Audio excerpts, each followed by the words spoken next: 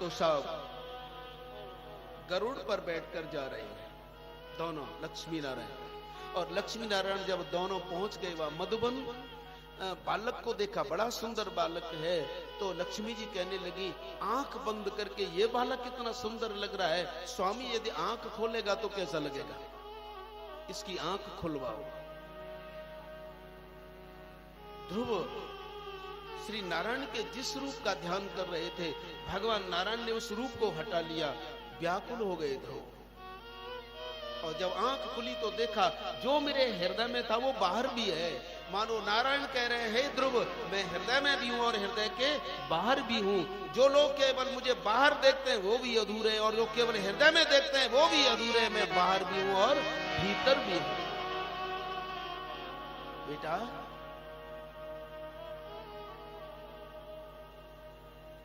क्या इच्छा है?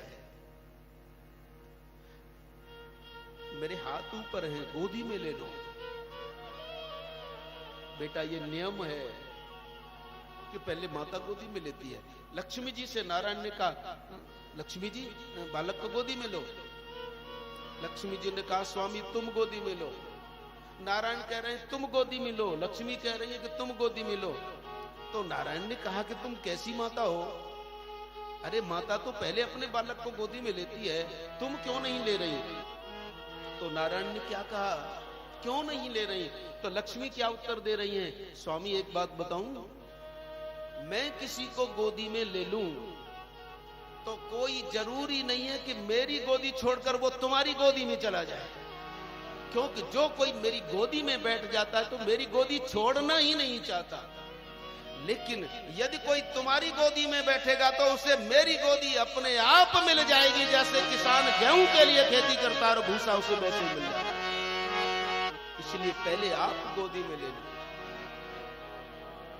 भगवान ने लिया साहब, और जैसे ही ध्रुव को गोदी में लिया है, ध्रुव रोने लगे। भगवान कहने लगे कि बेटा अब क्यों रो रहे हो? बोले रो इसलिए रहा हूं कि मैं आपकी स्तुति कैसे करूं, मुझे स्तुति करनी है।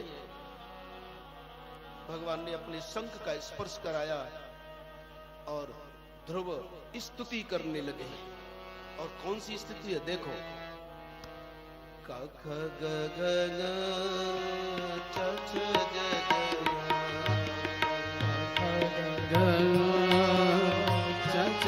ज ज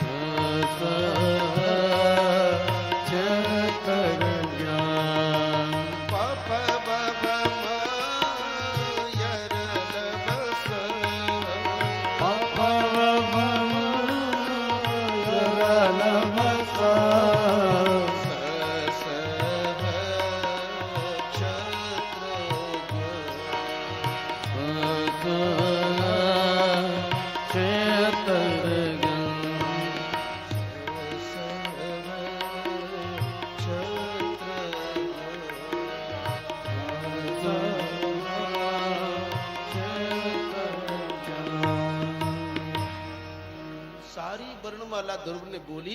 भगवान बोले बेटा ये कैसी स्तुति?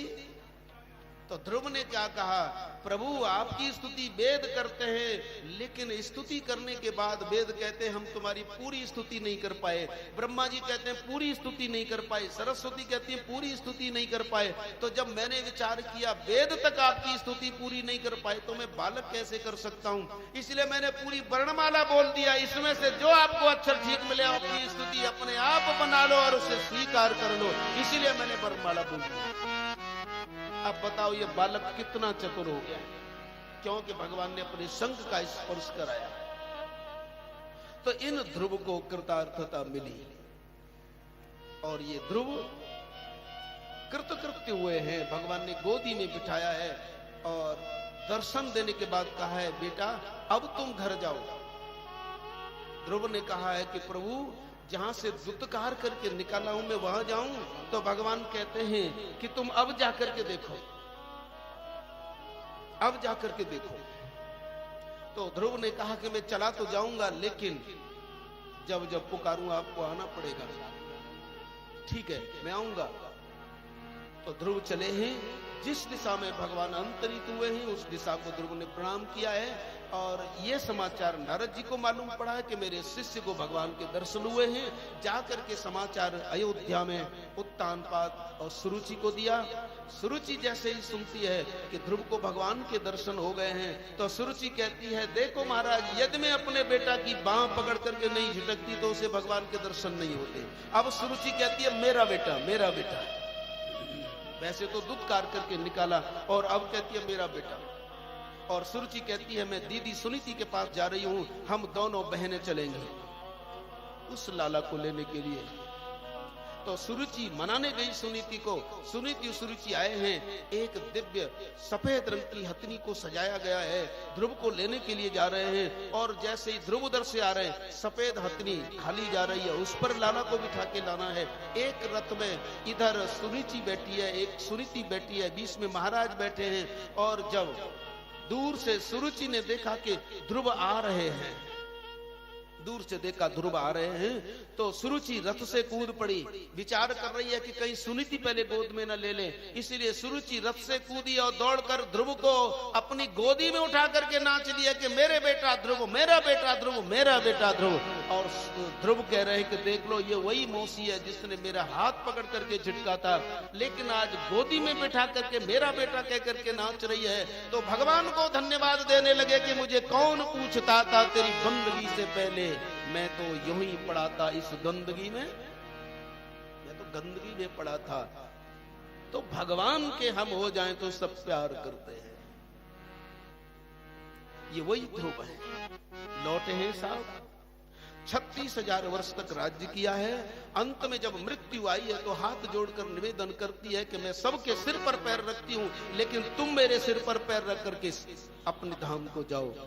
तो मृत्यु के सिर पर पैर रख करके भगवान का भक्त ध्रुव वहां जाता है जहां आज भी सप्तऋषि उसकी परिक्रमा करते हैं। तो कहने का तात्पर्य यह है कि भगवान का अवतार होता है।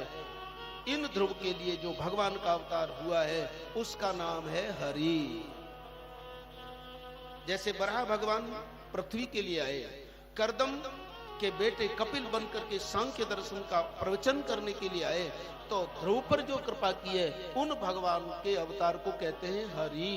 और हरि का अर्थ होता है जो जीव की ग्लानि का हरण करे, साधक के पापों का हरण करे और सिद्ध के अंतःकरण का हरण करे, और जो उनकी शरण में आए तो उनके जन्म जन्म के पापों का हरण करे। बोलो हरि भगवान की जय, हरि भगवान की जय।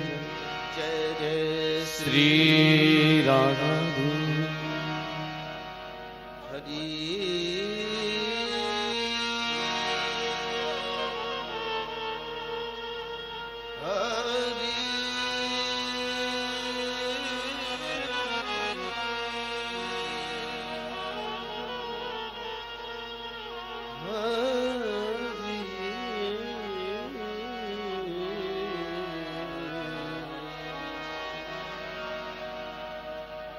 हरि तुम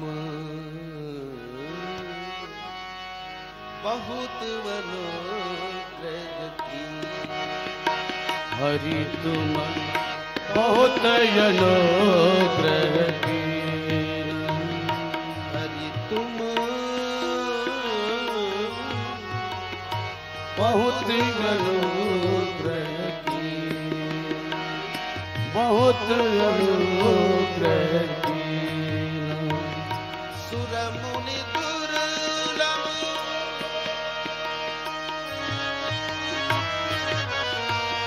सुर मुनि दुर्लभ यह मानव तन।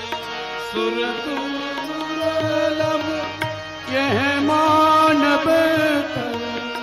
सुर मुनि दुर्लभ यह मानव तन। यह मानव तन। सो तुम मोको दीन। सो तुम मोको दीना। बहुत अनुग्रह की। बहुत अनुग्रह कीना। बहुत अनुग्रह की। बहुत अनुग्रह कीना। मैं पावन प्रभु पशुवत कामी। मैं पावक अति स्वामी। मैं पावन पशु प्रभु अति कामी। मैं पावक पशु अति स्वामी। अजहु तुम गिन चीनो। अजहु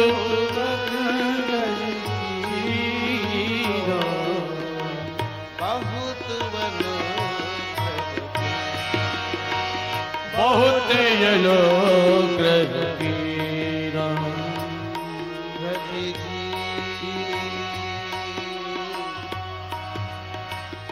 बहुत अनुग्रह कीना।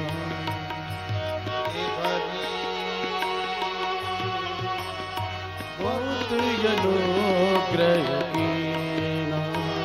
बहुत अनुग्रह कीना। बहुत अनुग्रह कीना। बहुत अनुग्रह कीना। तो जब 6 वर्ष के बालक को भगवान मिल सकते हैं तो आपको मिल सकते हैं कि नहीं? लेकिन भगवान कह रहे हैं अरे तू बालक बन के तो तू तो बड़ा बनता है और बूढ़ा बनता है। तो जब तू बालक बन जाएगा तो मैं 6 महीने मारने के लिए तैयार हूं। तो ये भगवान का अनुग्रह है साहब। तो ध्रुव के लिए भगवान का हरि अवतार हुआ। यहीं विराम लेते हैं और आगे कल वामन अवतार होगा। भगवान श्री राम तक हम पहुंचेंगे, राम अवतार भी होगा। तो आज बस इतना ही। हमारे कहने का तात्पर्य ये है कि इस समय जो हम और तुम बैठे हैं, नीचे से कथारस की वर्षा हो रही है और ऊपर से जल वर्षा हो रही है। ऊपर भी कृपा और नीचे भी कृपा। और आप जो इस तरह बैठे हो, ये तो शास्त्र कहता है कि अति हरि कृपा जाहि पर होई पांव दे ये मार्ग। जिस पर भगवान की अत्यंत कृपा होती है वो कथा श्रवण करने के लिए आते हैं। तो समय कहता है कि थोड़ा विराम ले लो। तो आज बस इतना ही, कल उसकी इच्छा जैसा। तो वामन भगवान को बुलाने का हम प्रयास करेंगे, भगवान श्री राम तक पहुंचेंगे।